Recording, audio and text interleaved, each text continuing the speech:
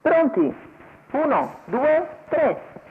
È buono il segnale con tentativo di assumere l'iniziativa da parte di Zuma Horse, che in breve va a condurre. Velesdaghi pronto a portarsi all'esterno. Velesdaghi va su Zuma Horse dopo 150 metri di gara, seguito da Aloha Bay. Va all'attacco Velesdaghi.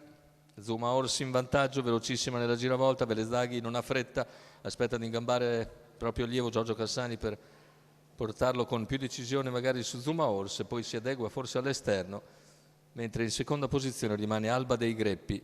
Al largo anche Aloha Bay, che ha preso la schiena di Velesdaghi. Se ne vanno intanto in 33 i 400 iniziali e i 600 numero 10 Azalea Jet squalificato. 46 e 6 la squalifica per Azalea Jet. Intanto cavalli che si sono disposti in più pariglie, con in vantaggio sempre Zuma Horse con all'esterno Velesdaghi.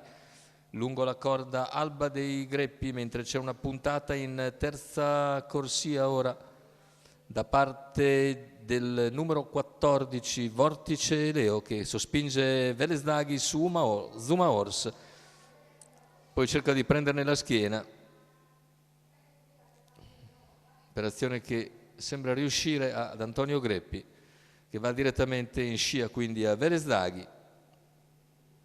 Intanto progredisce al largo anche Sudafrica J-Bay, poi tenta la progressione anche Valdistar. Intanto siamo numero sulla 1 penultima Vassallo piegata, squalificato, con in vantaggio sempre numero Zuma Horse. 7 Birbaral insiste all'esterno squalificato. Velesdaghi. Lungo la corda c'è sempre Alba dei Greppi, più al largo e Vortice Leo, cavalli a 500 dal palo, con Zuma Horse che ora accelera sotto la pressione di Velesdaghi. A contatto rimane Alba dei Greppi, poi Vortice Leo, ancora più indietro c'è Sudafrica J-Bay, cavalli al completamento della curva conclusiva. In vantaggio Zuma Horse. Velesdaghi ancora generosamente al suo esterno, ci prova lungo la corda senza spazio Alba dei Greppi, che opterà per l'open stretch. Si lancia infatti all'interno Alba dei Greppi, ma Zuma Horse controlla e vince per il triplo di Nando Pisacane. Secondo posto per il numero 2 di Alba dei Greppi, al terzo Velesdaghi dopo percorso interamente scoperto. 1:16 e 1 per Zuma Horse, che Nando Pisacane porta al successo in percorso di testa. Triplo per lui in giornata e doppio per Paolo Romanelli. Andiamo a rivedere le fasi finali, con Zuma Horse che non corre mai il rischio di essere avvicinata, anzi vince davvero molto molto bene. Zuma Horse, Nando Pisacane e Paolo Romanelli a segno ancora dunque.